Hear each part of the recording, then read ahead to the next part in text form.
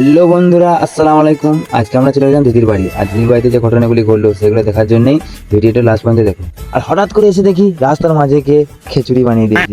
ও সরে হাঁচারি। ও তো আমরা ভুলেই গিয়েছিলাম, এখানে তো মুকেশ আম্বানির বাড়িটা আছে।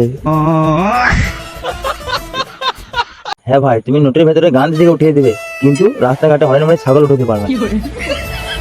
আর এগুলো হচ্ছে তোমাদের ভাইরাল তাল গাছ, বুঝতেই পারছো তো। তারপর আস্তে আস্তে আমরা পেরিয়ে গেলাম দামোদর নদী। নদী পেরিয়ে না করতেই কিছু মেয়ের সঙ্গে দেখা, কিন্তু মেয়ের কথা মনে পড়লে যে আমার একটা কথা মনে পড়ে, এর পিছনে ঘুরঘুর করা, এগুলো হলো লুচ্চা বদমাইশ অসভ্য ছেলের স্বভাব। তারপর গাইস আমরা চলে গেলাম বোলপুর রেস্টুরেন্টে। তারপর আমরা খেয়ে নিলাম রয়্যাল বিরিয়ানি। আমরা কিংয়ের মুখোটা নিয়ে দুটো একটা ভিডিও করে নিলাম। খাওয়া দাওয়া শেষ হয়ে গেল, এবার আমরা গাড়িটা ঘরমুখ করে নিলাম। তোমার এই ছোট্ট ব্লগটা দেখার জন্য অনেক অনেক ধন্যবাদ।